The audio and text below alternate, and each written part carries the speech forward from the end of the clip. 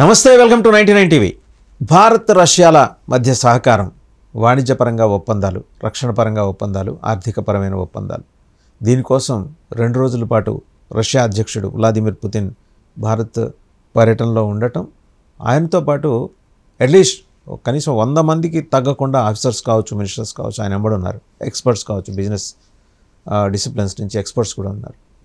So చాలా S-400 దాటి ఇప్పుడు S-500 మేక్ ఇన్ ఇండియా కోసం అని చెప్పేసి ప్రధానమంత్రి మోడీ చేసిన విజ్ఞప్తికి రష్యా సానుకూలంగా స్పందించడం, ఇంకా బోల్డెన్ అంశాలు అంటే జియో పొలిటికల్ అఫైర్స్లో వేగంగా చోటు చేసుకుంటుంటాయి పరిణామాలన్నీ కూడా.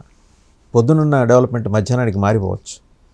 సో ఇవన్నీ వైట్ హౌస్లో కుర్చీ వేసుకొని బైనాక్యులర్స్ పెట్టుకుని మరీ చూశాడు డొనాల్డ్ ట్రంప్, ప్రపంచ పోలీస్. సో ఆయన స్పందన ఎలా ఉంటుంది, నాటో దేశాలు ఎలా చూస్తున్నాయి, యూరోప్ ఎలా చూస్తుంది, ఆసియా దేశాల్లో సంక్షోభం సృష్టించడం ద్వారా పబ్బం గడుపుకుంటూ వస్తున్న ఆయుధాలు అమ్ముకునే దేశాలు ఎలా చూస్తున్నాయి, వీటన్నిటి మీద సమగ్రంగా చర్చించడానికి మనతో ఉన్నారు centre for human security studies founder chairman, అలాగే రక్షణ రంగ వ్యవహారాల నిపుణులు, geo political affairs expert doctor Kanaganti Ramesh గారు. నమస్తే డాక్టర్ రమేష్ గారు. నమస్తే అండి, వాసుదేవన్ సార్. సో ఈ పాటికి మొత్తం ఇక్కడ జరిగిందంతా కూడా ఆయన ప్రత్యక్షంగా చూస్తుంటాడు, ఎందుకంటే వాళ్ళ నెట్వర్క్ సిఐఏ నెట్వర్క్ మామూలుది కాదు కదా. ఏమంటారు మీరు? తప్పనిసరిగా ఇప్పుడు 2 పార్ట్స్గా మనం మాట్లాడుకోవచ్చు. ఒకటి, భారతదేశానికి రష్యాకి మధ్య జరిగిన ఈ 25 years ఆఫ్ స్ట్రాటజిక్ పార్ట్నర్షిప్ ఏదైతే ఉందో, 2000 సంవత్సరం అక్టోబర్లో పుతిన్ గారు మొదటిసారి భారతదేశం వచ్చారు. ఇవాళ 2025 నిన్నగాక మొన్న లెట్సే December 5th 25 ఏళ్ళు కంప్లీట్ అయింది. మళ్ళీ రెండోసారి వచ్చారు. ఇప్పటికి ఇది చాలా ఇంపార్టెంట్ విజిట్ అయింది. పుతిన్ గారు 2000లో వచ్చినప్పుడు అక్టోబర్లో ఆయన అప్పుడే కొత్తగా పగ్గాలు చేపట్టాడు రష్యాకి. 25 ఏళ్ళు నిలబడి ఒక వ్యక్తి అక్కడ రష్యాను అంటే సోవియట్ యూనియన్ పతనం అయ్యి రష్యా ఏర్పడి, కామన్వెల్త్ ఆఫ్ ఇండిపెండెంట్ స్టేట్స్ ఏర్పడి, రష్యా మాస్కో ప్రపంచ వ్యవహారాల్లో తనదైన అసలు రష్యా కూడా ఉంటుందా వెళ్ళిపోద్దా అనే మీమాంస అనే సందిగ్ధం కరెక్ట్గా 25 ఏళ్ల క్రితం ఉంది. రష్యా కుప్పకూలిపోయిద్దా అంటే శ్రీలంకలో జరిగినట్టు మొన్న జరిగింది చూడండి, శ్రీలంకలో అధ్యక్ష భవనం మీద దాడి చేయటం కానీ, అన్ఎంప్లాయ్మెంట్ కానీ, ఇంకోటి లేదా పాకిస్తాన్ లాగా అయిపోద్దా అనే స్థాయి నుంచి Russia matters, Russia is a fighter అనే స్థాయికి పుతిన్ తీసుకొచ్చారు. దాంట్లో అసలు డౌట్ లేదు. 25 సంవత్సరాలు ఒక దేశానికి రాజకీయ సుస్థిరత, ఆర్థిక సుస్థిరత ఇవ్వటం అనేది మామూలు విషయం కాదు. అట్లానే మిలిటరీ పరంగా కూడా మరి చాలా ఇంపార్టెంట్ ప్లేయర్గా ఎమర్జ్ అయ్యారు. సో దానికి సంబంధించి ప్రధానమంత్రి మోడీ గారు ఆయనకున్న ఒక పర్సనాలిటీ ట్రైట్ ఏదైతే ఉందో, వెరీ పవర్ఫుల్ స్ట్రాంగ్ లీడర్, అదే పుతిన్ గారికి కూడా ఉంది ప్రపంచ రాజకీయాల్లో ఆయనకున్న ఇమేజ్.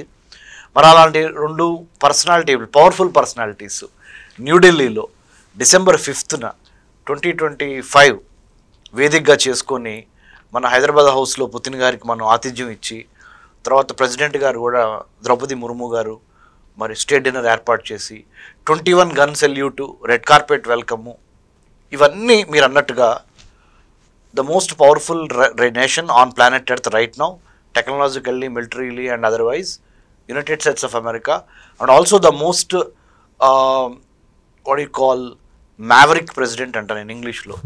అంటే ఆయన గురించి మనము ఊహకు అందని పనులు చేసే వ్యక్తి డొనాల్డ్ ట్రంప్ గారు, 2nd టర్మ్. తప్పనిసరిగా మీరు అన్నట్టు ఆయన చాలా మైక్రో లెవెల్లో, మ్యాక్రో లెవెల్లో అండ్ హారిజాంటల్లీ అండ్ వర్టికల్లీ ఈ ప్రధానమంత్రి మోడీ గారు ఇక్కడ చాలా ఇంట్రెస్టింగ్ ఏంటంటే, వాసుదేవన్ గారు, భారతదేశానికి చెందిన the largest democracy, the oldest democracy America.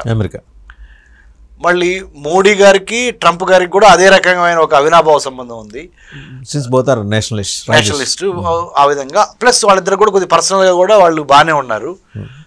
ఇక్కడ మోడీ గారి గొప్పతనం చూడండి, అటు రష్యన్ ప్రెసిడెంట్తోనూ బాగున్నారు, ఇటు అమెరికన్ ప్రెసిడెంట్తోనూ బాగున్నారు. కానీ అమెరికన్ ప్రెసిడెంట్కి భారతదేశానికి ముఖ్యంగా ఈ మధ్యకాలంలో గత 100 రోజులు తీసుకోండి, లాస్ట్ 100 days తీసుకుంటే తప్పనిసరిగా ట్రేడ్ టారిఫ్ వారు, H1Bs, F1 స్టూడెంట్ వీసాలు, ఇంకా చాలా తతంగాలు చేసి భారతదేశానికి అమెరికాకి మధ్య ఉన్న దౌత్య సంబంధాలు చాలా కటువుగా కఠినంగా మారిన సందర్భం ఉంది. ఇంకోవైపున బోర్న్ హామీ అంటారు, సఖ్యత between Vladimir Putin, the president of the Russian federation, and our prime minister honourable Shri Narendra Modi గారి మధ్య బాండింగ్ పెరిగింది అనేది కనపడుతుంది.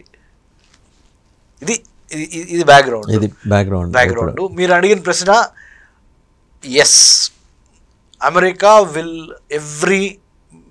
ఎవ్రీ స్టెప్, రష్యాకి సంబంధించి ఎవ్రీ స్టెప్ ఎక్కడున్నా, పుతిన్ ఇండియా రావటమే కాదు, మొన్న ఈ మధ్య మీకు గుర్తుందా, జస్ట్ 1 month క్రితం, 1.5 month క్రితం మధ్య రష్యన్ ప్రెసిడెంట్ పుతిన్ అమెరికాకు వెళ్ళి అమెరికా అధ్యక్షుడు కూడా కలిశారు. ఇక్కడ మీరు ఒకటి గమనించారు, చాలా ఇంట్రెస్టింగ్ పరిణామాలు ఉన్నాయి జియో పాలిటిక్స్. ముగ్గురు బలమైన వ్యక్తులు, మోడీ గారు, పుతిన్ గారు, డొనాల్డ్ ట్రంప్ గారు, ముగ్గురు వాళ్ళ మనసులో ఏదుందో, వాళ్ళు ఏం చేయాలని పట్టుబడుతున్నారో అది చేసేవారికి నిద్రపోని వ్యక్తులు ముగ్గురు. ప్రపంచం మొత్తం అరే ఈ ముగ్గురు కలిసి కొట్టుకుంటారేమో, లేకపోతే ఈ ముగ్గురు కలిసి అసలు ఎట్లా ఉంటుందో అన్న దాన్ని ఏం పట్టించుకోకుండా వాళ్ళ అజెండాస్ని ఎగ్జిక్యూట్ చేయడానికి రష్యన్ ప్రెసిడెంట్ చూడండి, ఇండియా వచ్చారు, అమెరికా వెళ్ళాడు. అటు ప్రెసిడెంట్ ట్రంప్తోనూ ఒక స్పెషల్ రిలేషన్ బాండింగ్ ఏర్పాటు చేసుకున్నాడు. అలానే ఇండియాలో ఉన్న ప్రైమ్ మినిస్టర్ మోడీ గారితో కూడా. ఇక్కడ నేను యాక్చువల్గా చెప్పాలంటే, if you ask me as an observer of international politics, geopolitics, international security or national security, human security, ఇదన్నీ నా ఏరియాస్ కదా, అంటే నేను స్టడీ చేసే areas. I think Putin is ఒక పక్కన యుక్రెయిన్ కాన్ఫ్లిక్ట్ తట్టుకుంటానే యూరోపియన్ యూనియన్ అంతా ఉక్రెయిన్ వెనకాల నిలబడింది కదండి, నిలబడింది. అండ్ ఇంకోటి, నాటో దేశాలకు కూడా మీకు తెలియదే ఉంది, మీరు దగ్గర నుంచి చూస్తుంది, Ukraine is the cushion bed for them. అవును, రష్యా కుషన్ బెడ్ దాటి వస్తే నాటో దేశాలు ఉండవు. ఆ భయానికి వాళ్ళు వెళ్ళి ట్రంప్ శరణు వచ్చారు. ట్రంప్కి కూడా సినిమా ఏంటంటే ఇంకో థియేటర్లో చూడటం అలవాటు, సొంత థియేటర్లో చూడటం. సో వాళ్ళ భుజాల నుంచి తుపాకులు పేరుస్తున్నాడు. రేపు నాలుగు ఏమన్నా అయితే వెళ్ళి ఆయన సింపుల్గా వెళ్ళి వైట్ హౌస్లో కూర్చుంటాడు. ఈ పరిస్థితుల్లో నాటో దేశాలన్నింటినీ భయపెట్టాడు ఆల్మోస్ట్. ఆయన అడుగుతుంది ఏంటి, లెజిటిమేట్గా అంటే రష్యన్ స్పీకింగ్ ఏరియాస్ని మాకు వదిలేయండి, అంతకుమించి ఆయన ఏం మాట్లాడుతున్నాడు. ఇలా దానిలో ఏమంటారు, ఈస్టర్న్ యుక్రెయిన్ని రష్యాకి ఇవ్వమంటున్నాడు. ఎందుకంటే మోస్ట్లీ రష్యన్ స్పీకింగ్ ఏరియాస్ అన్నాయి. యాక్చువల్గా వాసుదేవన్ సార్ ఇక్కడ ఒక మాట చెప్పి ఈ పరిణామాలు కూడా చూద్దాము. ఐ గివ్ వార్ మాంగరింగా, వార్ క్రిమినలా, లేకపోతే హింసని ప్రేరేపిస్తున్నాడా, ఇవన్నీ తర్వాత మాట్లాడదాం. As a person, Russian president Vladimir Putin from an intelligence guy, KGB నుంచి, కేజీబీ నుంచి and he worked in East Germany, KGB నుంచి ఇవాళ రష్యన్ ప్రెసిడెంట్గా 25 ఏళ్ళు పరిపాలన చేయటం అనేది, we have to give credit to him and his personality, his ability, his resilient attitude, his perseverance, his determination. ఇవన్నీ పాజిటివ్ సైడ్ ఆఫ్ పుతిన్. ఇక్కడ you see how proactive and predetermined and also purpose oriented Putin. Modi గారు ఇక్కడ ప్రపంచంలో 4 important leaders ఉన్నారు sir. ఇప్పుడు ప్రపంచం మొత్తం తలైపు చూస్తుంది. Xi Jinping of China, Vladimir Putin of Russia, Donald Trump of United States, and our Indian prime minister Narendra Modi గారు. ఈ 4 పర్సనాలిటీస్ ఆర్ రూల్స్ వాళ్ళు ఫాలో అవ్వట్లేదు, రూల్స్ రాస్తున్నారు వాళ్ళు. ట్రెండ్ ఫాలో అవ్వట్లేదు, ట్రెండ్ సెట్ చేస్తున్నారు వాళ్ళు. ఓకే, అది ఎంతవరకు కరెక్టు, ఎంతవరకు రాంగు, లేదా whether they are on the right side of it or the wrong side of it, time will decide, time will prosecute and investigate. But all the 4 important leaders just I mentioned, Putin, Modi sir, Xi Jinping and Trump, 4 of them have given their imprint on the chairs that they have occupied. Yes. So అది మనం గమనించాల్సింది ఏంటంటే how personalities can add value to the chairs that they have occupied. కొంతమంది lame duck presidents ఉంటారు, కొంతమంది చాలా week and మీక్ surrender అయ్యే ప్రైమ్ మినిస్టర్స్ ఉంటారు, కొంతమంది టైం కారణంగా అయిన ప్రెసిడెంట్స్ ఉంటారు, అంటే టైం కలిసి వచ్చి అయిన వాళ్ళు ఉంటారు. కానీ ఈ నలుగురు 2 టర్మ్స్ చేశారు చూడండి. ఇంకా చెప్పాలంటే పుతిన్ ఇంకా 3-4 టర్మ్స్ చేశాడు. షీ జిన్పింగ్ కూడా 1999 అంటే 25 ఏళ్ళు అయిపోయింది. బోరిస్ ఎల్సిన్ నుంచి సోవియట్ యూనియన్ పతనం అయిపోయి అడుక్కు తింటున్న సమయంలో ప్రెసిడెంట్ అయిన ఒక వ్యక్తి 25 ఏళ్ల పాటు 25 years ఏదో సర్వైవ్ అయినట్టు కనపడుతున్నారు కానీ థ్రైవ్ అయినట్టు నాకైతే థ్రైవింగ్ అయిపోయినట్టు అనిపిస్తుంది. They are not in the survival mode Russia. So this is the background. సో ఈ బ్యాక్గ్రౌండ్లో తప్పకుండా అమెరికా విల్ హ్యావ్ ఇట్స్ సీతకన్ను అంటాం కదా. American president Donald Trump is extremely unhappy about Russia getting in to this side also.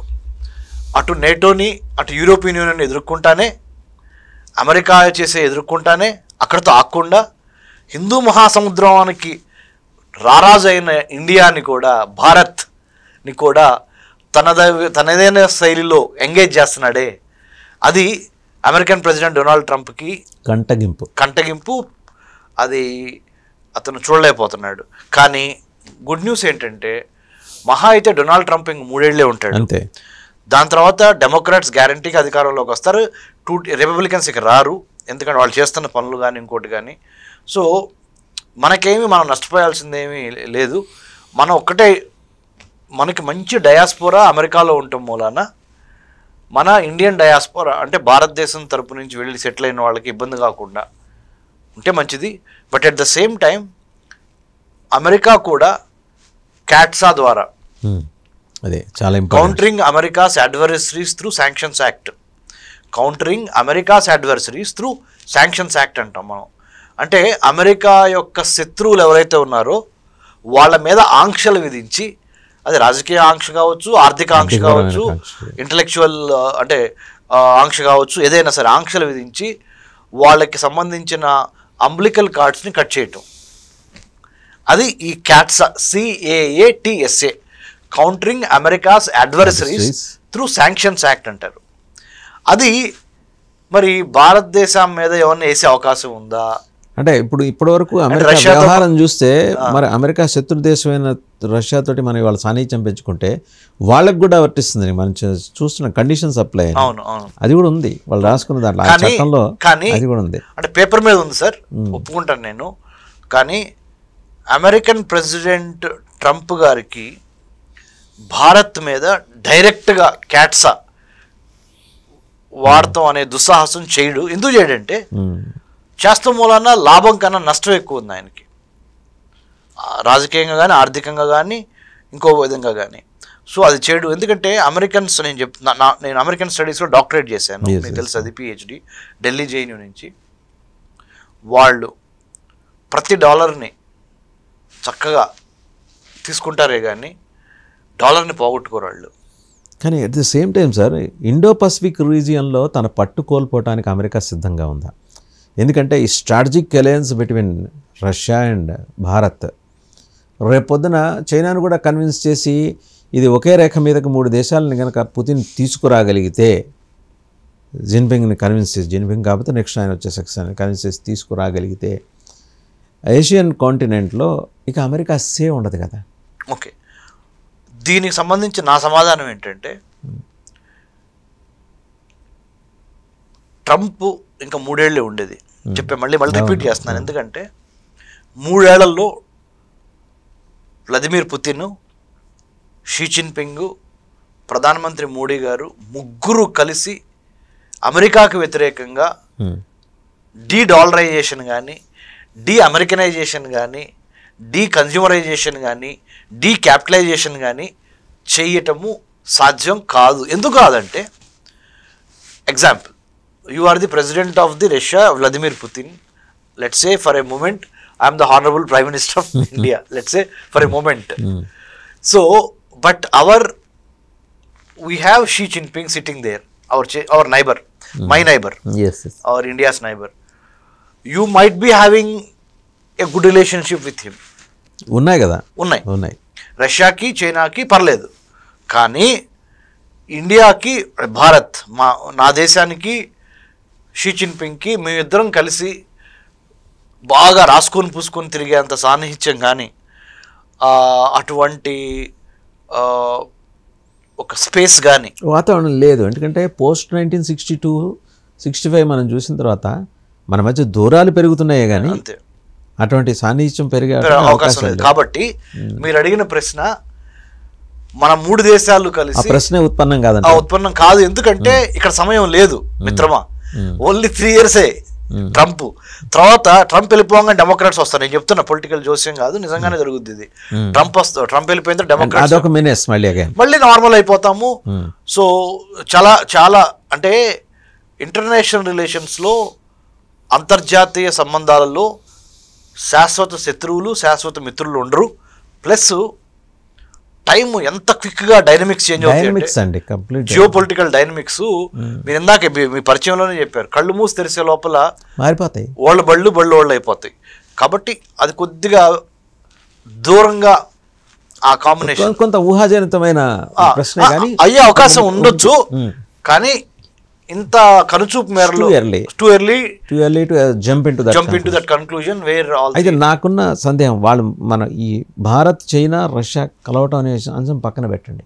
Bharat Russia వ్యూహాత్మక ఒప్పందాలు రక్షణ రంగంలో, ఇంధన రంగంలో కావచ్చు, ఆర్థిక రంగంలో కావచ్చు, ఇవి రేపు పొద్దున ఒక ప్యారలల్ ఫోర్స్ని డెవలప్ చేస్తే ఇండో పసిఫిక్ రీజియన్లో అమెరికన్స్ ప్రాధాన్యాల్ని తగ్గించుకుంటూ వస్తాయని, ఓవర్ నైట్ ఏదో జరిగిపోతుంది దాంట్లో, తగ్గించుకుంటూ వస్తాయి. అండ్ నార్త్ ఈస్టర్న్ సీ ద్వారా ట్రేడ్ బలోపేతం కావటం, రకరకాల ఫ్యాక్టర్స్ ద్వారా డాలర్, మీరు ఇందాకన్నారు కదా, డీడాలరైజేషన్ కాకపోవచ్చు, బట్ డాలర్ పలచబడుతూ వస్తుంది. గ్లోబ్ ఇలా తిరుగుతుంది. నేను మళ్ళీ చెప్తున్నా, ఇవాటికి వాళ్ళు తిరగకపోవచ్చు, ఇలా తిరుగుతుంది. తిరగటానికి కావాల్సిన ప్లాట్ఫామ్ ఏర్పడింది అన్నమాట.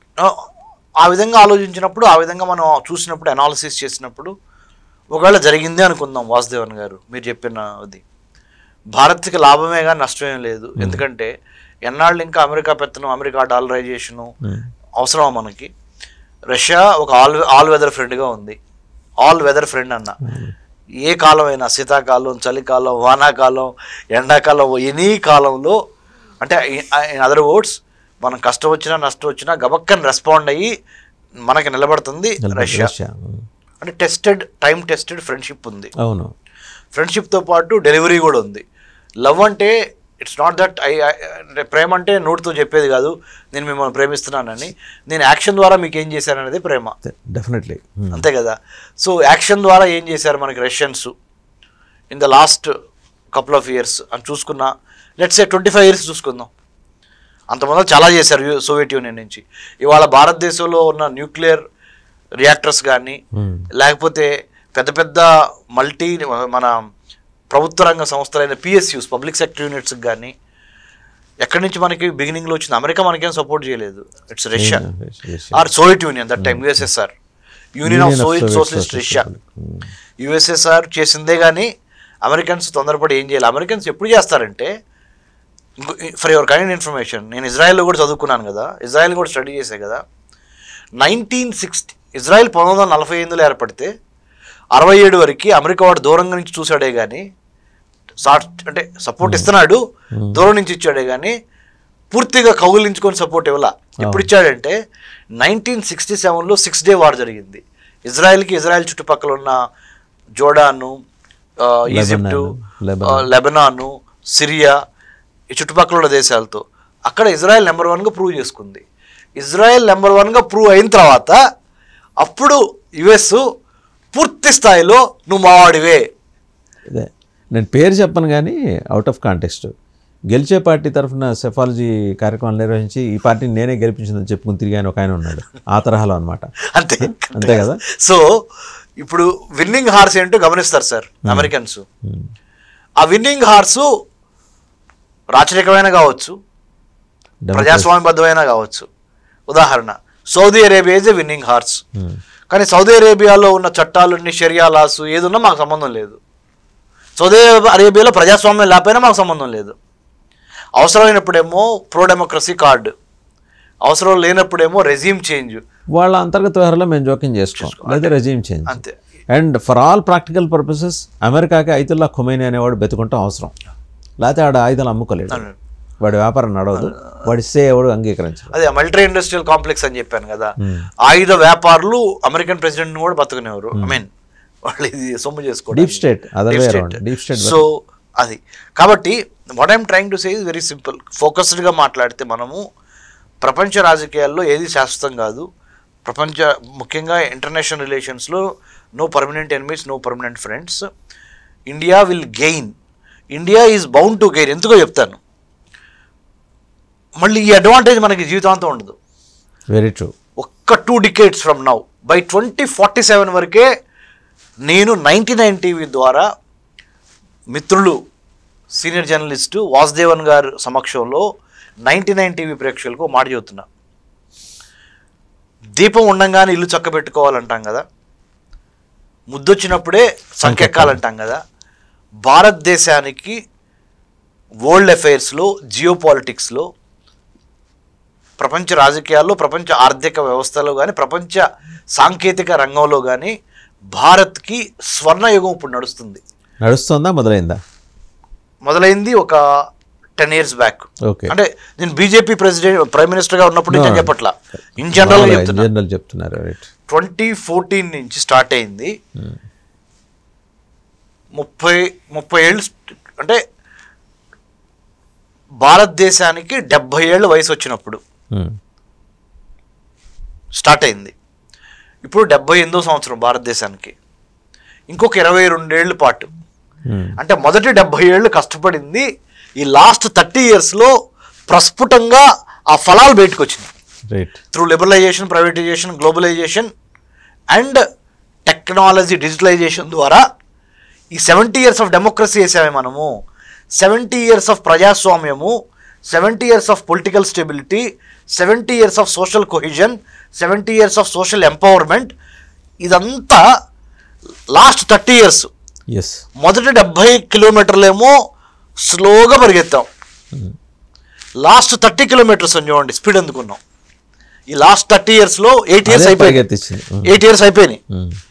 కరెక్ట్గా ఇంకా 22 ఏళ్ళు ఉన్నాయి. ఏది 2047 రావటానికి. 1947 15th August స్టార్ట్ అయిన భారతదేశ నవయుగ చరిత్ర 2047 August 15కి ఒక 100 సంవత్సరాలు శతాయుష్మాన్ భవాలాగా 100 years పూర్తి చేసుకోబోతున్న తరుణంలో ఇప్పుడు మనం భారతదేశం పీక్లో ఉన్నాం. Will India emerge as a superpower in defense sector? 100% by 2047-2050. India is in a position to export arms.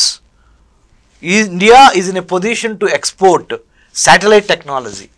India will be in a position to share its farming, అంటే వ్యవసాయానికి సంబంధించి రాకెట్ సాంకేతిక, శాటిలైట్ సాంకేతిక, న్యూక్లియర్ సాంకేతిక, energy సాంకేతిక, technology సాంకేతిక ఫలాలని వేరే దేశాలతో పంచుకునే స్థాయి వచ్చి నెంబర్ 1 పొజిషన్లో 2047కి భారత్ ఉంటుంది. ఎందుకు ఉంటుందంటే మళ్ళీ 2050 నుంచి భారత్కి మళ్ళీ దిగువ రేఖ స్టార్ట్ అవుద్ది. ఎట్లా? ఈ డెమోగ్రఫిక్ డివిడెంట్ ఏదైతే ఉందో, యూత్ఫుల్ నేషన్ నుంచి మనము 2050 వరకు మనం యూత్ఫుల్ నేషన్గా ఉంటుంది.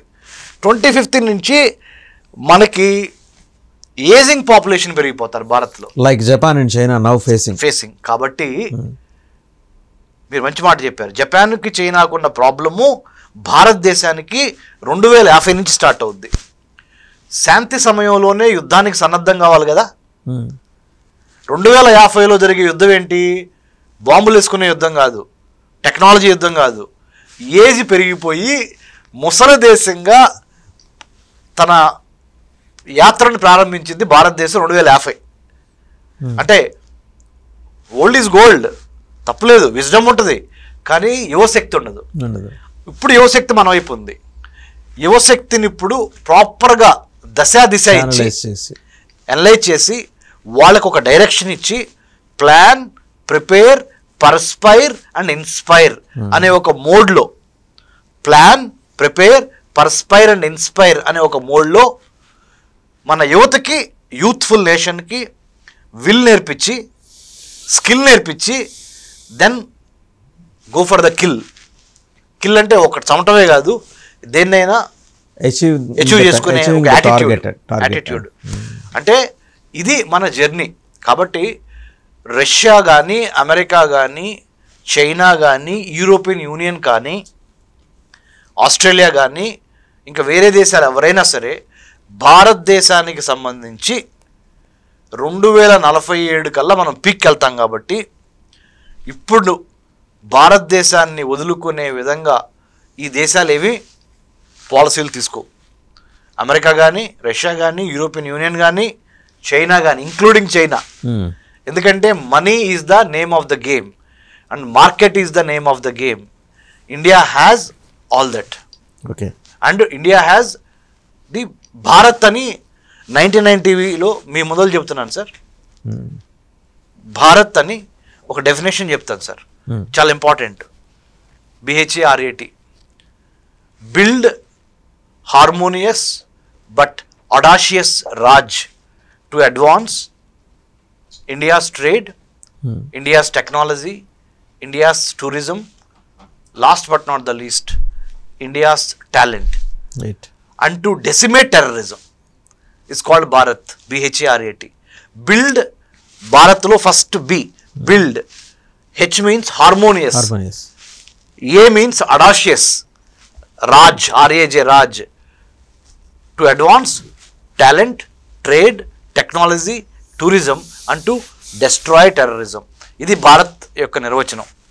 కాబట్టి 100% వ్లాదిమిర్ పుతిన్ అయినా, డొనాల్డ్ ట్రంప్ అయినా, యూరోపియన్ యూనియన్ అయినా, Australian prime minister Anthony Albanese అయినా, యూకే ప్రైమ్ మినిస్టర్ క్రేమర్ అయినా, who ever is, they cannot take India for granted.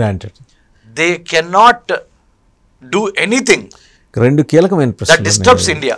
రెండు కీలకమైన ప్రశ్నలు, ఇంధన రంగం అండ్ అలాగే రక్షణ రంగం. ఇంధన రంగానికి వద్దాం. కుడంకుళం డీప్ స్టేట్ దాని వెనకాల ఉండి తమిళనాడులో అల్లర్లు చేయించి మొత్తానికి దాన్ని స్లో డౌన్ చేసింది.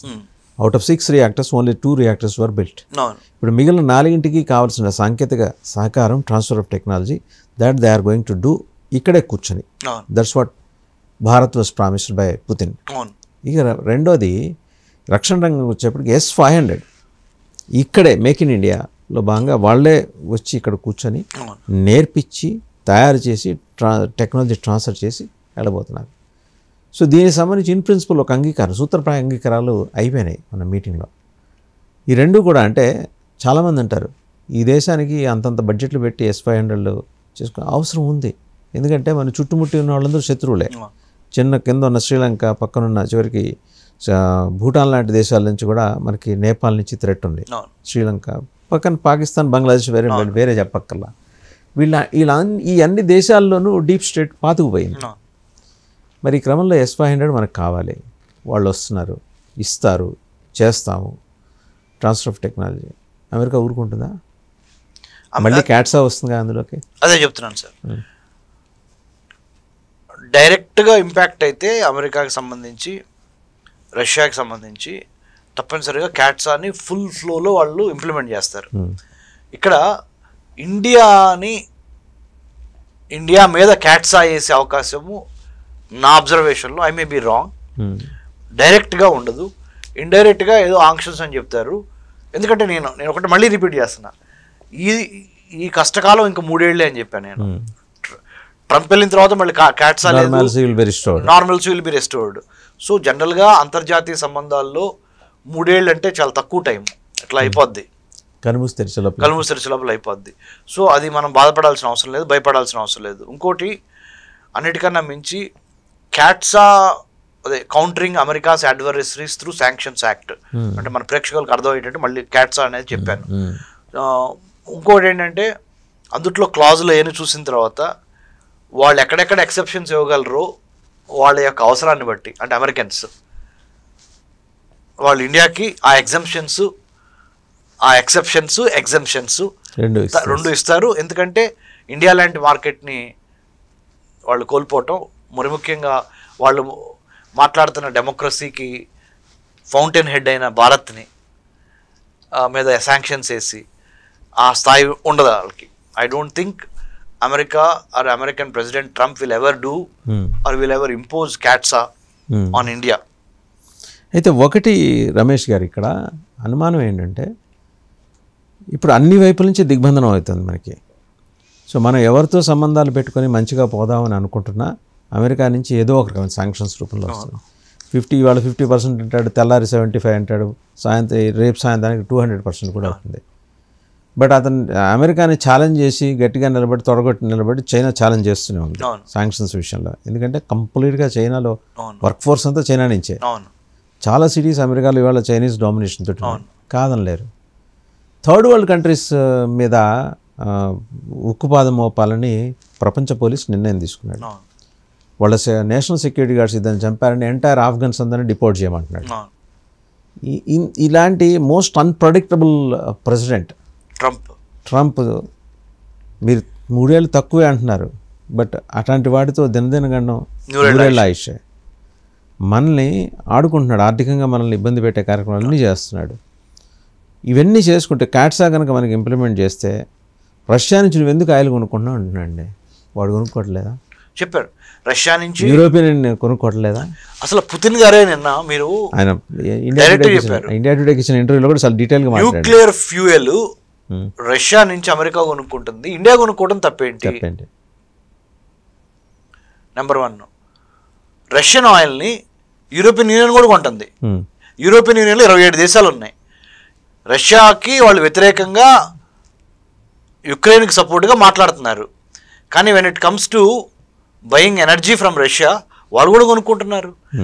మన విదేశాంగ వ్యవహారాల శాఖ మంత్రి డాక్టర్ ఎస్ జయశంకర్ గారు, మా జేఎన్యూ సీనియర్ సార్ కూడా అన్నారు, యూరోప్స్ ప్రాబ్లమ్స్ ఏమో ప్రపంచం ప్రాబ్లమ్స్ అని ఫీల్ అవుతుంది, ఇండియా ప్రాబ్లమ్స్ ఇండియా ఫీల్ అవ్వాలి, ఇండియా ప్రాబ్లమ్స్ మట్టి ప్రపంచ ప్రాబ్లమ్స్ అవ్వు, కానీ యూరోపియన్ ప్రాబ్లమ్స్ ప్రపంచ ప్రాబ్లమ్స్ అయ్యే విధంగా వాళ్ళు ప్రాపగేట్ చేస్తారు. ఆ తప్పు వాళ్ళది. వాళ్ళు అంటే చేసేది శివ పూజలు, దూరే దమ్ముడు గుడిసెలు అంటారు కదా, ఉందా లేదా మనకి అది అంటే చాలా క్రిటికల్. కానీ ఆ మాటను ఎందుకు వాడానంటే యూరోపియన్ ఈ కొలోనియలిజం, వేరే దేశాలను ఆక్రమించే సంస్కృతి ఎవరి దగ్గర ఉంది సార్?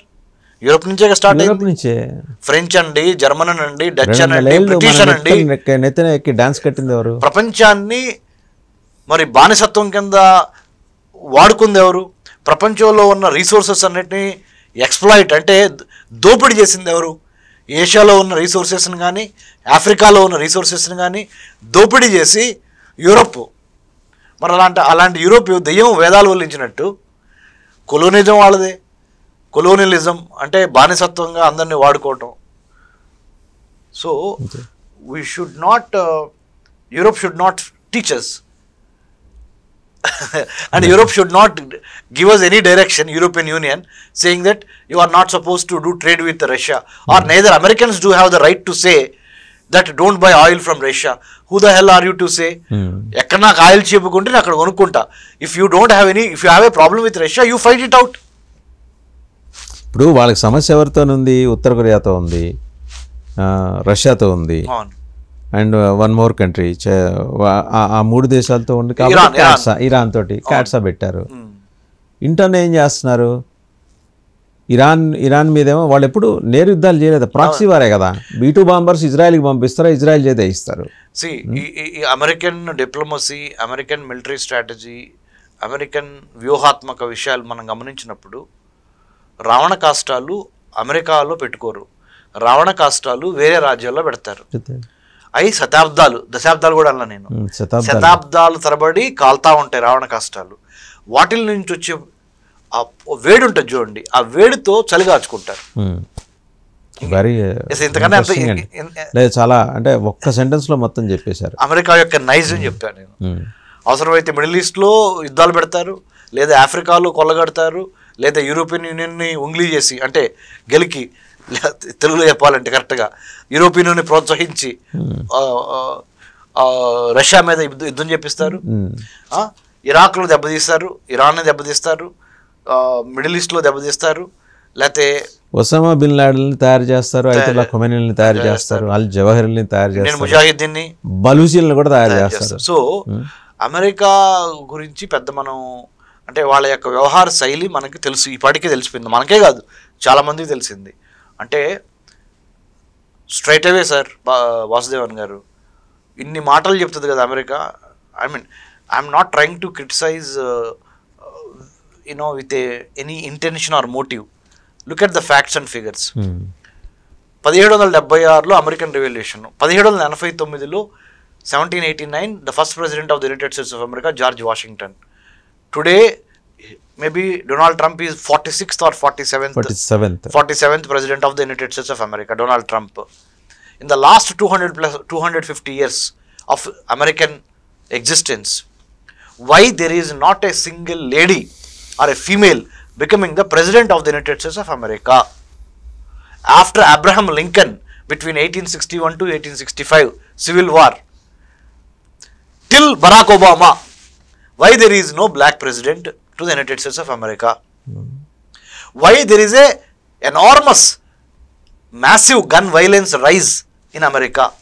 Gun violence లో ఎంతమంది ప్రాణాలు పోతున్నారు అమెరికాలో? Why they could not control the racial discrimination in America till about 1965?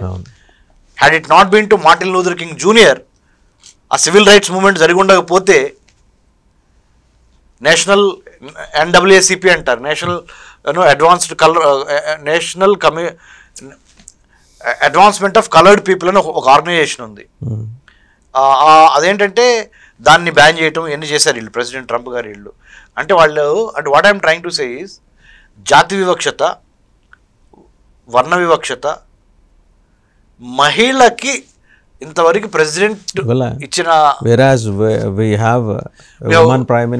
1960s ప్రధానమంత్రి ఇందిరాగాంధీ గారు అక్కడ దాకెందుకు సార్, చిన్న దేశమైన శ్రీలంక మన నైబరు సిరిమావు బండారనాయక కూతురు Israel Golda Meir in Israel. ఇంకా ఇప్పుడు మన currently we have honourable president Droupadi Murmu గారు as a woman. So we have set the examples, n number of examples. మనకి ఆర్థిక సంపద లేకపోయినా, అనుకున్న స్థాయిలో టెక్నాలజీ సంపద లేకపోయినా, ప్రజాస్వామ్యానికి సంబంధించినంత వరకు, స్త్రీ హక్కుకు సంబంధించినంత వరకు ఇండియా చేసినంతగా వేరే వాళ్ళు ఎవరు చేయలే. So what I mean to say is neither Americans nor Europeans do have any moral fibre. వాళ్ళకి లేదు కదండి, మేము బలవంతులం కాబట్టి మేము ఏది చేస్తే అదే శాసనం అన్నట్టు బిహేవ్ చేస్తున్నారు కదా. ఇవాళ ఈ మొత్తం ఈ రెండు ఆర్థిక పరంగా కూడా ఒప్పందాలు అయినాయి, రక్షణ అయింది, ఇంధన రంగంలో కుడంకులానికి సంబంధించి మిగిలిన 4 రియాక్టర్లు అయింది. ఇవన్నీ అయిన తర్వాత రేపొద్దున ఇంకోటి కూడా ఇందాక మనం మాట్లాడుకున్నాం, సీ ట్రేడ్లో we are going to have an edge. ఇరాన్లో మనం నిర్మిస్తున్న పోర్టు కనుక అది పూర్తయితే డైరెక్ట్ గుజరాత్ నుంచి, ముంబై నుంచి ఈస్టర్న్ యూరోప్, మిడిల్ ఈస్ట్ ద్వారా ఈస్టర్న్ యూరోప్ వెళ్ళిపోతాం వితౌట్ టచింగ్ పాకిస్తాన్. ఇన్ని అవకాశాలని మనం వినియోగించుకుని ముందుకెళ్తాం. ఐమెక్ అని India middle east Europe economic corridor నియమిస్తున్నాము. That is our counter productive to belt and road initiative of China. CPEC ద్వారా చైనా ఏం చేసిందంటే భారత్ని ఇబ్బంది పెడదామని చైనా పాకిస్తాన్ ఎకనామిక్ కారిడార్ ద్వారా పాకిస్తాన్తో చెలిమి చేసుకొని పాకిస్తాన్కి డబ్బులు ఇచ్చి పాకిస్తాన్ గుండా అంటే పాకిస్తాన్ నుంచి అటు ఇరాన్ రీచ్ అయ్యి ఇరాన్ నుంచి మధ్యప్రాచ్యం నుంచి యూరోప్కి వెళ్ళి, ఇది చైనా యొక్క గేమ్. ఒక 70 దేశాలని సంతకం పెట్టించింది BRI మీద. డెట్ ట్రాప్ డిప్లొమసీ అంటారు అది. అంటే డబ్బులు ఇచ్చి నిన్ను కొనేయటం. నియో కొలోనియలిజం కూడా అంటారు. కొలోనియలిజం స్టార్టెడ్ బై యూరోపియన్స్ అయితే ఈ నియో కొలోనియల్ టెండెన్సీస్ ఇప్పుడు యూరోపియన్ యూనియన్తో పాటు చైనా కూడా అలవర్చుకుంటుంది. ఏం చెప్తుందంటే మీ ఇంట్లోకి వస్తాను, మీ ఇంట్లో నాకు ఆ చివరి పోర్షన్ మాత్రమే అద్దెకి ఇవ్వు, ఆ అద్దెకి కూడా 99 ఏళ్ళు ఇవ్వు లీజుకి, మిగతా పోర్షన్స్ నువ్వే పెట్టుకో. ఆ ఇంటికి దారి అదే అవుతుంది, ఆ ఇంటికి దారి అదే చేసుకుంటుంది. పక్కన మొత్తం ఇంటెలిజెన్స్ అంతా గ్యాదర్ చేసుకుంటుంది. తన యొక్క అవసరాలని గడుపుకొని నేను డమ్మీ చేసేసి చివరికి నీ స్థలాన్ని నువ్వు అప్పు కట్టలేక చైనా చేతిలో పెడతావు. వాళ్ళకి లైక్ శ్రీలంక, నేపాల్, లేకపోతే పాకిస్తాను, బంగ్లాదేశ్ ఆ ప్రపంచ మేధావి ఉన్నాడు కానీ ఆయన ప్రపంచ పోలీస్, ఈయన యూనస్ మహమ్మద్ ప్రపంచ మేధావి. సో జిన్పింగ్ కలిసి వచ్చిన తర్వాత టోన్ అండ్ టనర్ మారిపోయి పీక నొక్కేస్తా ఉంటాడు ఆయన. ఆయనకి సపోర్టు మళ్ళీ అమెరికా. ఆ రోజు మొన్న ఆవిడ మాట్లాడుతున్నప్పుడు షేక్ హసీనా ఏముంది, వాళ్ళు అడిగింది ఏదో ఇవ్వకపోయేసరికి రెజ్యూమ్ చేంజ్. అంతే. సో మరి ఇలాంటి వాటితోటి మనం రోజు తగువ పెట్టుకోలేం కాబట్టి రష్యాతోటి సంబంధాలు అంతే. So I wholeheartedly fully support our relationship with Russia. At the same time I too pray and I wholeheartedly work towards establishing peace between Russia and Ukraine and de-escalating the conflict, demilitarising the Russia Ukraine theatre of warfare. తప్పనిసరిగా రష్యాకి యుక్రెయిన్కి మధ్య యుద్ధం ఆగాలి, శాంతి రావాలి. But at the same time Russia India మన ఇద్దరి మధ్య సంబంధాలు అమెరికానో యూరోపియన్ యూనియనో చెప్తే మనం వినే స్థాయిలో కానీ వినాల్సిన అవసరం కానీ లేదని చెప్తున్నాను నేను. స్ట్రాటజిక్ అటానమీ, భారతదేశానికి ఏం కావాలో భారతదేశానికి తెలుసు. భారతదేశం ఎవరితో చెలిమి చేయాలి, ఎవరితో చెలిమి చేయకూడదు, ఎవరితో ఎలా ఉండాలనేది మాకు ఇప్పుడు 78 ఏళ్ళు వచ్చింది, మాకు చెప్పొద్దు మీరు దయచేసి. We are A 78-year-old proved track record India does have. We the people of India having solemnly constitute మన ప్రియాంబులో మనం రాసుకున్నాం కదా. సో ఆ విధంగా we the people of India అనేది రాసుకున్నాం మనం. రాసుకొని మాకు డెమోక్రసీలో కానీ, ఎలక్షన్స్లో కానీ, లేకపోతే స్త్రీ స్వాతంత్రంలో కానీ, స్త్రీకి లేదా minorities, tribal welfare, social welfare, వీటన్నిటికీ మనము ఎంతో ఎంపవర్మెంట్ ఇస్తా ఎలక్షన్స్ పెట్టుకుంటా ప్రజాస్వామ్యబద్ధంగా. ఇంతవరకు మనకి రికార్డ్ ఏంటో తెలుసా సార్? అంటే నన్ను క్షమించండి, తొడగొట్టి చెప్పమంటే తొడగొట్టి చెబుతాం, మేసం మెలేయమంటే మేసం మెలేస్తాం. ఏంటో చెప్పనా సార్, భారతదేశానికి ఇంతవరకు మిలిటరీ రూల్, ఆర్మీ తీసుకొని లేకపోతే ఏదైనా కూ అంటే కుట్ర జరిగి అలా ఇంతవరకు భారతదేశానికి జరగలేదు. ప్రజాస్వామ్యబద్ధంగా ప్రజల చేత, ప్రజల కొరకు, ప్రజల కోసం ఎన్నుకోబడిన ప్రజాప్రభుత్వాలు. అంటే ఓకే, మనలో ఎన్నో పొలిటికల్ పార్టీస్ ఉన్నాయి, ఎన్నో విభేదాలు ఉన్నాయి, అదొకటి ఒకటే. కానీ త్రివర్ణ పతాకం రెపరెపలాడుతుంది భారతదేశానికి సంబంధించినంత వరకు. ఆ సేతు హిమాచలం, కాశ్మీర్ నుంచి కన్యాకుమారి వరకు మన భారతదేశానికి సంబంధించి 15,000 కిలోమీటర్ల ల్యాండ్ బోర్డర్స్ని మనం కాపాడుకుంటా, India China, India Bangladesh, India Myanmar, India Bhutan, India Nepal, India Pakistan, India ఆఫ్ఘనిస్తాన్ని కాపాడుకుంటా, వాసుదేవన్ గారు శ్రీలంకతో వాటర్ బోర్డర్ని కాపాడుకుంటా 11,098 కిలోమీటర్లు భారతదేశానికి కోస్తా తీర ఉంది. 9 కోస్తా రాష్ట్రాలు, 4 కేంద్ర ప్రాంతాలు కలిపితే వీటిని కాపాడుకుంటా. అంటే ఆ సేతు హిమాచలం 26,000 కిలోమీటర్లని day in and day out ప్రతిరోజు భారతదేశ army, navy, air force, police, CISF, ITBP, Assam rifles, IB, రా మనందరం కలిసి we are protecting our country. So I'm requesting through our 99 TV, we don't need to listen to American lessons or European lessons on how India must conduct itself in the Committee of Nations, in the world affairs. We have arrived. We are 78-year-old as a independent, sovereign, socialist, secular, democratic republic.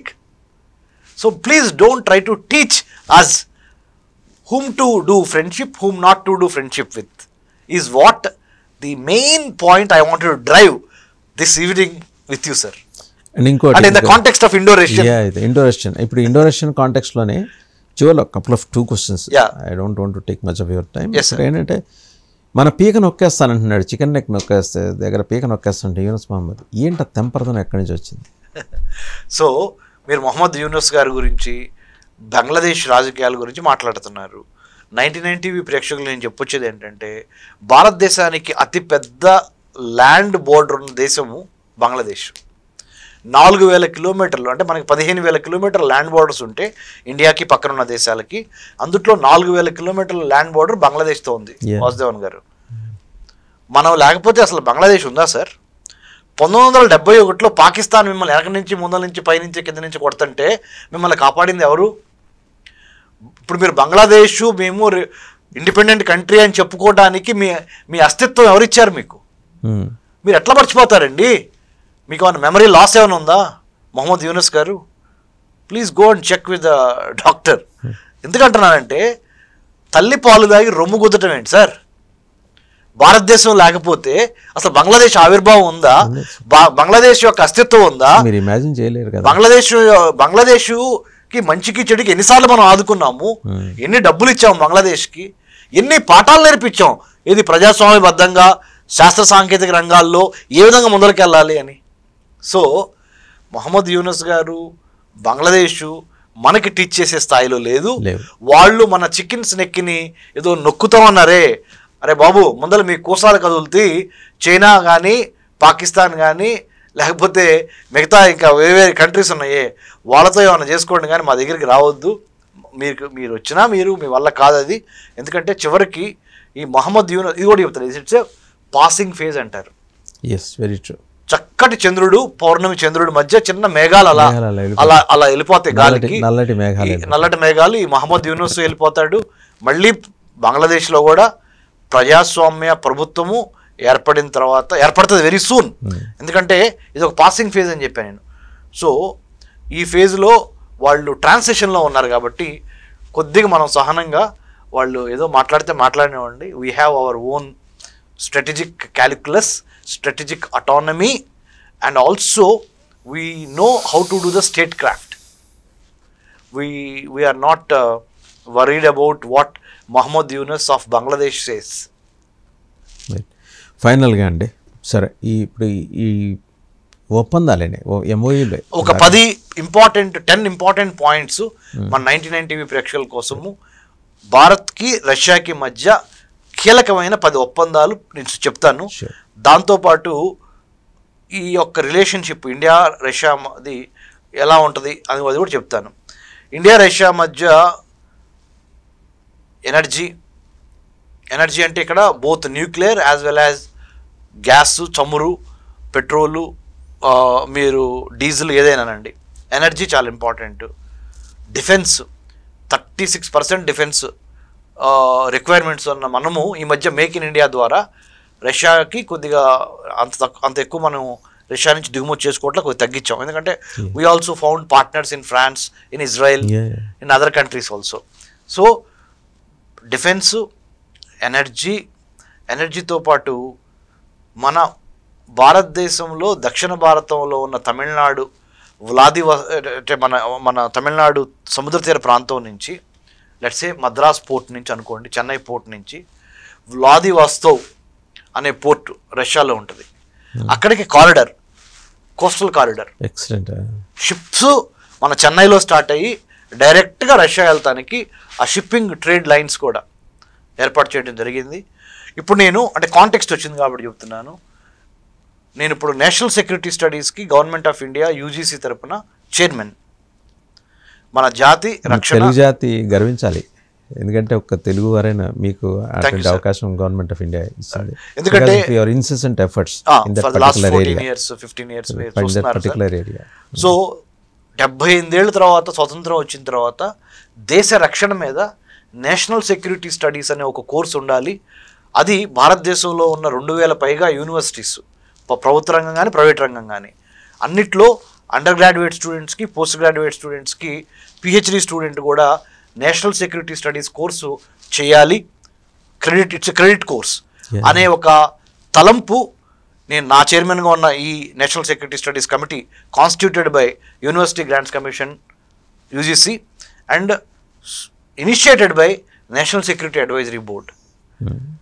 Ajit Doval sir, the National Security Advisor, Honorable Sri Ajit Doval sir, and his team has decided that national security studies must be read and must be given as a subject in all the universities in India, so that Bharat Desaniki mitrulu evaru, shatruvulu evaru, who are our friends and enemies, what is the military history of India, what is the geopolitical, geostrategic calculus in India. ఎందుకంటే స్టూడెంట్స్కి తెలియాలి అవన్నీ. లేకపోతే రేపొద్దున భారతదేశాన్ని lead our youth will have to lead our country into the 2047 100-year Viksit Bharat. So, given this context, when we are doing 2 days back, I was in Delhi in UGC. Yeah, yeah. Our second meeting on national security studies happened. That time we were discussing also, because Putin was in Delhi 2 days back, అవును. the Honorable President Putin, Russian President. So in the context of that, we are also thinking how to improve the educational, academic, intellectual connections between India and Russia. Right. ఇప్పుడు వరకు only defence, energy, ఈ రెండే మెయిన్గా ఉన్నాయి ఇండియాకి రష్యాకి మధ్య. వాటి నుంచి ఇంకా 8 పాయింట్లు యాడ్ చేద్దాం అనుకుంటున్నాం. అవును. ఆ 8 పాయింట్లు ఏంటంటే కోస్టల్ షిప్పింగ్ పెంచడము, చెన్నై నుంచి రష్యాకి డైరెక్ట్గా షిప్ వ్లాదివాస్తవ్ పోర్టుకి, చెన్నై పోర్ట్ నుంచి, అదొక పాయింట్. ఎట్లాంటి రూట్ ఎట్లా తీసుకుంటున్నారు అంటే ఇప్పుడు మనము బే ఆఫ్ బెంగాల్ నుంచి తీసుకొని ఇలా పైకి వెళ్ళి ఇలా టచ్ చేసుకొని పసిఫిక్ నుంచి లోపలికి లోపలికి తీసుకుంటాం. ఒకటి. 2, strategic trade corridor, international north south trade corridor అని అది పెట్టబోతున్నాం. International north south trade corridor.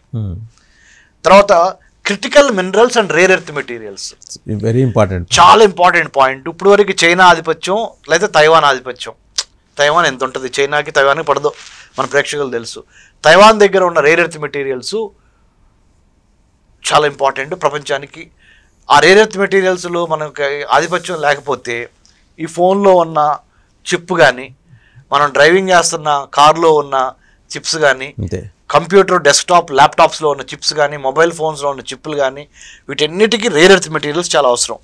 So అవన్నీ ఓన్లీ అమెరికా దగ్గర లేకపోతే చైనా దగ్గర లేకపోతే తైవాన్ దగ్గర ఉన్నాయనుకోండి, మిగతా ప్రపంచం అంతా ఇబ్బంది పడిపోద్ది. సో అందుకని రష్యాకి ఇండియాకి మధ్య రేర్ ఎర్త్ మెటీరియల్స్ మీద ఒక మంచి ఒప్పందం జరిగింది. తద్వారా మనకి ఆ ప్రమాదంలో పడకుండా, ఒకవేళ చైనా ఆపేసింది అనుకోండి రేర్ ఎర్త్ మెటీరియల్స్ ఇలాంటి మేము మీకు ఇవ్వమని, లేకపోతే తైవాన్ ఆపింది అనుకోండి, ఎగ్జాంపుల్ చెప్తున్నాను, ఆపదు because of our very good relation, but ఆపింది అనుకోండి, అప్పుడు ఎక్కడ చూస్తాం. అందుకనే వ్యూహాత్మకంగా శాంతి సమయంలోనే యుద్ధానికి ప్రిపేర్ అవ్వాలి కదా. అలాంటి యుద్ధమే కనుక వస్తే రష్యా మనకి మంచి పార్ట్నర్గా ఉండటానికి ప్రధానమంత్రి మోడీ గారు, మా గురువు గారు అజిత్ దోవల్ గారు, ఇంకా జయశంకర్ సారు, పెద్దవాళ్ళందరూ కలిసి కూర్చొని రష్యాతో ఆ పాయింట్ని కూడా పెట్టి సంతకం చేయించుకున్నారు. Very good.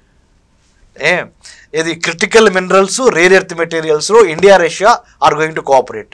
Next defence ties, next energy oil supply, next nuclear energy collaboration, major investments in fertilisers, యూరియాని ప్రొడ్యూస్ చేయటం కానీ షేర్ చేసుకోవటం కానీ, ఫైనాన్షియల్ పేమెంట్ సిస్టమ్స్ అంటే ముఖ్యంగా రేపొద్దున డాలర్ దిగ్బంధనం జరిగింది అనుకోండి, దాని నుంచి తప్పించుకోవడానికి ఇండియా రష్యా ట్రేడ్ పెరుగుతుంది. రూపాయి రూబుల్ కలిసి ఒక సఖ్యతగా ఎలా ముందుకు వెళ్ళాలి, రూబుల్ అంటే రష్యా కరెన్సీ, మన రూపాయి ఇండియన్ రూపీ, రెండు కలిసి ఏ విధంగా వెళ్ళాలి అనే విధంగా ఫైనాన్షియల్ పేమెంట్ సిస్టమ్స్లో మార్పులు. తర్వాత ఎక్స్పోర్ట్స్ టు రష్యా, మనం ఎక్కువ రష్యా నుంచి ఇంపోర్ట్ చేసుకుంటున్నాం, దిగుమతి. ట్రేడ్ డెఫిసిట్, ట్రేడ్ ఇంబ్యాలెన్స్ని సరిచేసి మనం కూడా రష్యాకి ఎక్స్పోర్ట్ చేసే విధంగా ఏమేమి ఎక్స్పోర్ట్ చేయొచ్చు, ఎప్పుడు లోపల చేయొచ్చు అనే దాని మీద కూడా చాలా కీలకమైన నిర్ణయాలు తీసుకోవడం జరిగింది. తర్వాత ఇండియా రష్యా ఒక economic corridor, European economic corridor లాగా పెట్టుకోవాలని జరిగింది. ఈ 10 కలిస్తేనే కదా సౌండ్. ఈ 10 ఎలానో అంటే 10 ఫింగర్స్. ఈ 10 finger strategy, 10 point strategy to strengthen the relationship between India and Russia after 25 years of collaboration. I think it's going to yield a lot of good results, productive, purposeful India-Russia trade, India-Russia technology, India-Russia tourism, India-Russia talent, and to also finally ఉగ్రవాదాన్ని కూకుట వేలతో పెకిలించడానికి, to destroy terrorism, to decimate terrorism, to neutralise terrorism. Russian cooperation, Russian technical intelligence, visual intelligence, imagery intelligence are going to be helping India, and also India's effort also to strengthen Russia in that particular geopolitical order is what it's going to be. I think చాలా మంచి జరిగింది Russian president Vladimir Putin రావటము. So దీని ద్వారా ఇంకేమవుద్దంటే, ఇప్పుడు America కొద్దిగా how America reacts అనేది చెప్పి ముగిద్దాం. America can react in 2 ways. CAATSA, countering America's adversaries through sanctions act ద్వారా ఇండియాని ఏమైనా ఇబ్బంది పెట్టిద్దా? ఇది ఒక సినారియో. ఇంకొక సినారియో లేదు, మనము ఇప్పుడు ఇండియాని ఆపే పరిస్థితులు అసలు లేము, ట్రంప్ ఆలోచన. కాబట్టి ఎంగేజ్ చేద్దాం ఇండియాని, ఇండియాతో మంచిగా ఉంటేనే మనకి మంచి జరుగుద్ది. ఇది ఒక సినారియో. ఎందుకంటే ఇండియా దగ్గర అతిపెద్ద మార్కెట్ ఉంది, ఇండియా దగ్గర అతిపెద్ద trade, technology, talent, young talent ఉంది. ఇది English speaking, technology know how తెలిసి, with good work and professional balance, excellence ఉన్న కమ్యూనిటీ ఏంటి? ఇండియన్ కమ్యూనిటీ అమెరికాలో. So why we make panga అంటే భారత్తో ఒక సంఘర్షణ వాతావరణం లేకుండా, పంచాయతీ లేకుండా ముందరికి ఎట్లా వెళ్ళాలి? ఈ రెండు ఆప్షన్స్ అమెరికా ముందులో ఉన్నాయి. Going by my reading, my analysis, or to me, నాకేమనిపిస్తుంది అంటే అమెరికా రెండో పాలసీని అప్లై చేస్తుంది. భారత్తో వైరం తెచ్చుకోకుండా, రష్యా భారత్ కలిశారని భారత్ మీద అసూయ కానీ, అక్కసు కానీ, లేకపోతే ఆంక్షలు పెట్టకుండా, ఎటువంటి ఆంక్షలు కానీ, పొలిటికల్ కానీ, రాజకీయ ఆంక్షలు కానీ, ఆర్థిక ఆంక్షలు కానీ పెట్టకుండా, సాంకేతికపరమైన ఆంక్షలు పెట్టకుండా, మిలిటరీ పరమైన ఆంక్షలు పెట్టకుండా, భారత్ అనేది ఒక కామిటీ ఆఫ్ నేషన్స్లో నెంబర్ 1 ఎదుగుతుంది. కాబట్టి భారత్తో చెలిమి, భారత్తో మైత్రి అనే యాటిట్యూడ్తోనే అమెరికా ఉంటుంది. అలా ఉంటేనే బాగుంటుంది, అలా ఉండే అవకాశాలు ఎక్కువ ఉన్నాయి అని ఒక international relations, A PhD in American studies from Delhi JNU and studied in Israel and also working towards India-Russia relations also. Yes. And also as a National Security Studies Chairman, Government of India UGC, and also as a Founder Executive Director, Center for Human Security Studies, CHSS. This is my take. Thank you very much, on Dr. Ramesh. India-Russia, geopolitics, America, European Union, NATO and all that, what we discussed, sir. Thank you very much doctor Ramesh గారు. Thank you sir. జై హింద్. చూసారు కదా doctor Kanniganti Ramesh అంటే విభిన్న అంశాలలో లోతైన విశ్లేషణ చేయడానికి ఆయనకున్న నేపథ్యం కూడా అంతే లోతైన నేపథ్యం. నేషనల్ సెక్యూరిటీ స్టడీస్ చైర్మన్గా ఆయన ఉన్నారు. ఇప్పుడు UGC ఆధ్వర్యంలో పనిచేసే ఆ విభాగానికి దేశవ్యాప్తంగా దాదాపు 2000 యూనివర్సిటీస్లో జాతీయ భద్రతకు సంబంధించిన అంశాలని పూర్తి స్థాయిలో కోర్సుల రూపంలో తీసుకురావడానికి ఆయన కసరత్తు చేస్తున్నారు, ఆయన ఆధ్వర్యంలో అనుకుందాం. Apart from that geopolitical affairs ఎక్స్పర్ట్గా అండ్ అలాగే నిఘా విభాగాల పనితీరు ఎలా ఉంటుంది అండ్ ప్రత్యేకించి ఇంటెలిజెన్స్ ఏజెన్సీస్ ఎట్లా పనిచేస్తుంటాయి క్లిష్టమైన సమయాల్లో, వాటి మీద కూడా సమగ్రంగా అధ్యయనం చేసిన ఒక ఫుల్ టైం రీసెర్చర్గా డాక్టర్ రమేష్ అబ్జర్వేషన్స్ ఏంటంటే, 6వ వేలుతో గోక్కోటానికి ట్రంప్ సిద్ధంగా లేడు. అనవసరంగా rubbing on the wrong side అవుతుంది ఇండియాని కనుక ఈరోజు భారత్ని కనుక ఏదైనా చేస్తే. Like Bharat and Russia have an understanding in different disciplines. వాళ్ళు ఏదో వాళ్ళ కింద మీద పడతారు, వాళ్ళు మానాన వాళ్ళు డెవలప్ చేసుకునే వ్యవస్థలు డెవలప్ చేసుకుంటారు. ఒక అనివార్యత ఉంది ఆసియా ఖండంలో. సో దాని తగ్గట్టు అవి వెళ్తున్నాయి కాబట్టి చూసి చూడనట్టు పోదామని. మహా అయితే ఏంటంటే డాక్టర్ రమేష్ గారు అన్నట్టు క్యాట్సా తీసినా కూడా తమలపాకుతో కొడతాడు. పెద్ద మరి రోళ్ళకర్ర తీసుకుని కొట్టకుండా తమలపాకుతో కొట్టి అదిరించి బెదిరించి మీ మీద అంత పెంచుతాను ఇంత పెంచుతానని చెప్పేసి టారిఫ్ల విషయంలో కొంచెం కఠినంగా ఉండే అవకాశం ఉంది. కానీ కొరివితో తలకొక్కటానికైతే ట్రంప్ సిద్ధంగా లేడనేది డాక్టర్ రమేష్ గారి అభిప్రాయం. ఆ కొరివి ఏంటంటే భారత్ అండ్ రష్యా కలిస్తే కొరివి. చూద్దాం ఏం జరుగుతుందో. Thank you very much sir. జై హింద్ సార్.